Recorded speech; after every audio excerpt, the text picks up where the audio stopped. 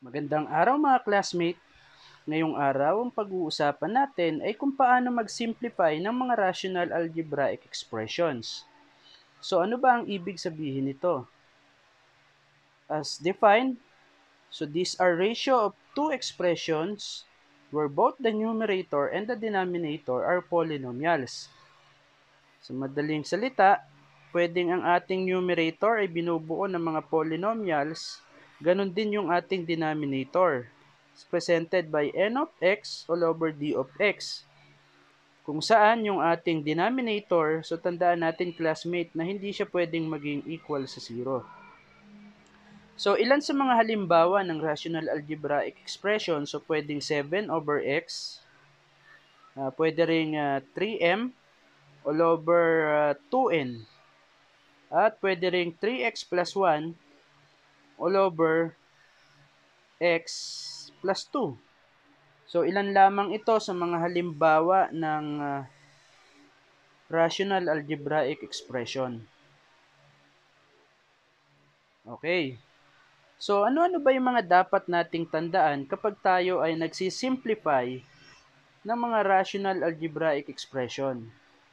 So unang dapat nating tandaan yung mga naging lesson natin about factoring polynomials, kung saan pwede tayong mag-factor gamit ang GCF at ibang technique naman ang ginagamit natin kung ang ipa-factor natin ay nakasulat sa ax squared plus bx plus c at ang kanyang leading coefficient ay equal sa 1 o kaya ay mas mataas sa 1. So, another consideration na pwede nating tandaan kapag nag-simplify tayo ng algebraic expression ay yung technique ng pagka-cancel ng common term sa numerator at denominator. Okay, so halimbawa meron tayong 10 over 15. So kapag na-factor out natin yung 10, so pwedeng ang maging factored form niya is 5 times 2. So kapag na-factored form uli natin yung denominator, so pwedeng ang maging factored form niya is 5 times 3. So in this case, pwede nating i-cancel yung 5 sa numerator at denominator. So ang matitira in this case is 2 over 3. So ibig sabihin, ang simplest form ng ating given na 10 over 15 is 2 over 3. Okay, so gamitin natin yung concept na yon dito sa ating unang example. Okay, so halimbawa meron tayong negative 81x cubed all over 90x squared. So kopyahin muna natin yung negative sign. So ang 81x cubed pwede nating isulat as factor ng 81, pwedeng 9 times 9. And then ang x cube ay product ng 3x all over 90 is product of 9 and 10. And then ang x squared product ng dalawang x. Yan. So pwede nating gamitin yung canceling common term sa numerator at denominator. So pwedeng i-cancel ito. At sa x pwedeng i-cancel yung dalawa. So, ang matitira natin sa expression, we have negative 9x all over 10. So, when we simplify negative 81x cubed all over 90x squared, so ang sagot is negative 9x all over 10. Okay. So, proceed tayo sa pangalawang example. We have 21a squared b cubed all over 56a squared bc. So, katulad nung unang ginawa natin, factor na natin muna yung 21. So, mag-isip tayo ng number na pwedeng magkaroon ng cancellation kapag na-factor natin yung 21 at 56. So, yun ay walang iba kundi 7 times 3. Kasi sa denominator, pwedeng 7 times 8 kasi that is the factors ng 56. Then yung a squared sa numerator ay product ng dalawang a. Then yung b cube ay tatlong b. Okay. Sa denominator, ang a squared ay product ng dalawang a, and then we have b times c. So, ika-cancel natin yung common term. So, ito ay makakancel, yung 7. So, pwede rin natin i-cancel yung dalawang a. Then, isang b sa numerator at denominator. So, ang matitira nating expression, we have 3 sa numerator, and then b times b is b squared all over 8 sa denominator times c. So, the simplest form of 21a squared b cubed all over 56a squared bc is equal to 3b squared all over 8c. Okay, tuloy natin mga classmate. So, halimbawa, we have 3x minus 12 all over x minus 4. So, kung i-analyze natin, so ang numerator ay binomial kung saan pwede nating gamitan ng factoring by GCF. So, ang GCF nung ating binomial o nung numerator ay positive 3. So, when we factored out 3 from 3x minus 12, so it will leave us x minus 4. And then, kopyahin lang natin yung denominator na x minus 4 kasi ito ay nakasulat na sa simplest form. So, kung mapapansin nyo, yung naging result na expression, so pwede pa nating isimplify kasi we have two common terms. So, yung x minus 4 sa numerator at denominator. So, ang matitira lang natin is positive 3 kapag na-simplify natin yung expression na 3x minus 12 all over x minus 4. Okay. So, para naman sa number 4, so same technique pa rin ang gagamitin natin. Sa numerator, factor out natin yung positive 2. Kasi yun yung GCF ng 2x at ng positive 6.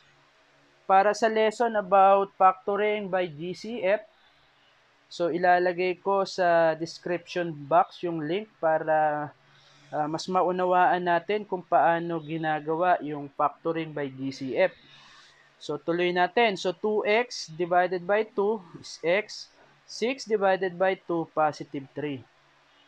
So yan yung form niya kapag na-factored out natin yung 2. So, para naman sa denominator, so kung mapapansin nyo, ito ay trinomial kung saan ang leading coefficient natin ay 1. And then, ang constant term natin, negative 6. So, gagamit tayo dito ng factors ng negative 6 kung saan dapat ang sagot is negative 6.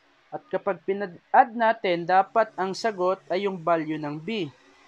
So, ano ba yung b natin? So, in this case, ang value ng b is positive 1. So, in this case, pwede natin gamitin ang positive 3 and negative 2 kasi yun yung magiging factor ng negative 6. At kapag pinag-add natin yung 3 at negative 2, ang sagot nito is positive 1. So, it satisfies the value of c and then yung ating value ng b. So, ibig sabihin, the factored form of x squared plus x minus 6 is equal to x or quantity of x plus 3. Ito yung isang factor times the quantity of x minus 2. Ito yung pangalawang factor natin, yung negative 2. Okay, simplify pa natin kasi pwede pa natin i-cancel yung expression na x plus 3 sa numerator at sa denominator. So, magiging final answer natin is 2 all over x minus 2. Okay. So, para sa last example natin, we have 7x squared plus 49x all over x cubed plus 10x squared plus 21x. So, sa numerator, actually, classmate, kapag i-analyze natin, meron tayong iba't ibang technique ng factoring na gagamitin para sa example na ito, no? Para sa numerator, gamit uli yung GCF. In this case, 7x ang kanyang GCF. So, 7x squared divided by 7x, ito yon. So that will result to positive x, and then 49x divided by natin sa 7x, the answer is positive 7. Para sa denominator, kung mapapansin nyo, merong common dun sa ating 3 terms. So, ang common niya, yun yung ipo-factored out natin, o yung GCF nung tatlong term na yon, which is x. So, kapag pinactored out natin sa x cube yung x, so that will give us x squared. 10x squared divided by x is 10x. And then 21x divided by x is 21. So, pwede pa nating isimplify ang denominator. Kopyahin natin yung numerator, 7x times quantity of x plus 7 all over x. So, in this case, yung ating part na to, pwede pang isimplify. Kasi ulit, yung a ay equal sa 1. Then, yung constant natin na 21, pwede pa nating i-factor para ma-simplify natin yung expression. So, isip ulit tayong dalawang number. Dapat kapag na-multiply, 21. At kapag na-add natin, dapat ang sagot ay 10. Okay, so yung dalawang number na yon, pwedeng 7 and 3. Kasi ito ay magre-result sa 21 kapag na-multiply. Then 7 plus 3 is 10. Okay, so nasatisfy niya yung ating expression na x squared plus 10x plus 21. So, ibig sabihin, ang factored form nun is x plus 7 times x plus 3. Okay. So, proceed na tayo sa last step. Pwede na nating i-cancel yung mga common sa numerator at denominator. So, pwede nating i-cancel itong x. Ganon din yung x plus 7. So, ang matitira sa numerator is 7. Sa denominator, we have x plus 3. Okay, so ang ating final answer, kapag na-simplify natin yung 7x squared plus 49x all over x cubed plus 10x squared plus 21x is 7 all over x plus 3. Okay, so that's it. I hope ay meron kayong natutunan sa lesson natin ngayong araw. And feel free to share para sa iba pa nating classmate. At marami pa tayong matulungan gamit ang video na ito. Until next time!